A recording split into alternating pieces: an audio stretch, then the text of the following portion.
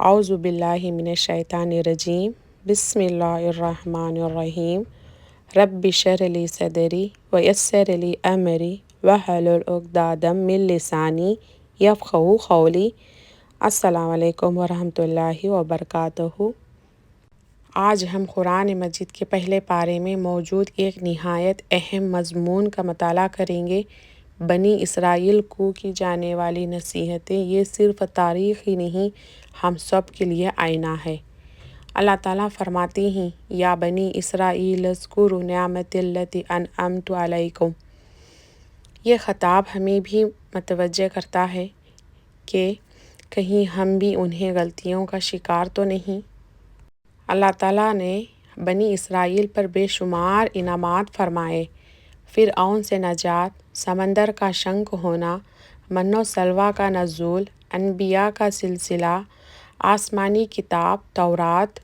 جب قوم نعمتوں کو بھول جاتی ہے تو ناشکری پیدا ہوتی ہے اور ناشکری زوال کا سبب بنتی ہے۔ آج ہمارے لیے سوال، کیا ہم ہدایت، قرآن، ایمان، امن، ان نعمتوں کی قدر کرتے ہیں؟ عہد پورا کرنے کی تاکید۔ وَأَوْفُوا بِعَہْدِی أَوْفِ بِعَہْدِکُم۔ اللہ تعالیٰ نے بنی اسرائیل سے عہد لیا تھا، صرف اللہ کی عبادت، رسولوں کی اطاعت، حق کو نہ چھپانا، لیکن انہوں نے عہد شکنی کی۔ عہد شکنی ایمان کی کمزوری کی علامت ہے۔ مسلمان کی پہچان وعدہ پورا کرنا۔ حضرت موسیٰ علیہ السلام جب طور پر گئے تو سامری نے سونے کا بچھڑا بنایا اور لوگ شرک میں مبتلا ہو گئے۔ یہ واقعہ بتاتا ہے قوم کتنی جلدی گمراہ ہو سکتی ہے۔ جذباتی کمزوری ایمان کو کمزور کر دیتی ہے۔ قیادت کی غیر موجودگی میں فتنہ بڑھتا ہے۔ اللہ نے سخت توبہ کا حکم دیا لیکن توبہ کا دروازہ کھلا رکھا۔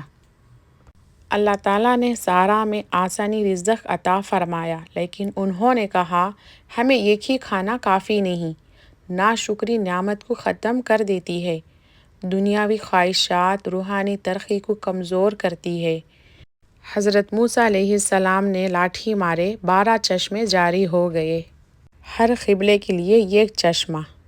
اللہ تعالیٰ انتظام بھی کرتا ہے، عدل اور نظام قائم رکھتا ہے۔ وسائل کی تقسیم حکومت سے ہوتی ہے۔ بنی اسرائیل نے بعض انبیاء کو جھٹلایا، بعض کو قتل کیا، حق بات نہ کی۔ نتیجہ دل سخت ہو گئے، ذلت مسلط ہوئی، دنیا و آخرت میں خسارہ۔ جب قوم ہدایت کو رد کرتی ہے تو اللہ تعالیٰ کی مدد اٹھ جاتی ہے۔ ہم سوچنا چاہیے، کیا ہم قرآن کو صرف تلاوت تک محدود کر چکے ہیں؟ کیا ہم وعدے پورے کرتے ہیں؟ کیا ہم نعمتوں پر شکر ادا کرتے ہیں؟ کیا ہم دین میں تعریف یا سہولت پسندی اختیار کر رہے ہیں؟ یہ واقعات ہمیں جھنجھوڑنے کے لیے ہیں۔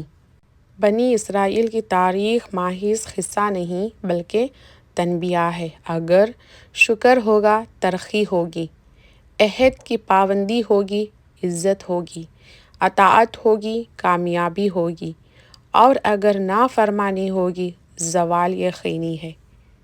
اے اللہ، ہمیں بنی اسرائیل کی غلطیوں سے سبق سیکھنے کی توفیق عطا فرما، ہمیں اپنی نعمتوں کا شکر گزار بنا، اپنے عہد کو پورا کرنے والا بنا، اور اپنے نبی کریم صلی اللہ علیہ وسلم کی سچی اطاعت نصیب فرما۔ ہمارے دلوں کو ہدایت پر قائم رکھ، ہمیں نافرمانی سے بچا، اور دنیا و آخرت میں کامیابی عطا فرما۔ آمین آمین یا رب۔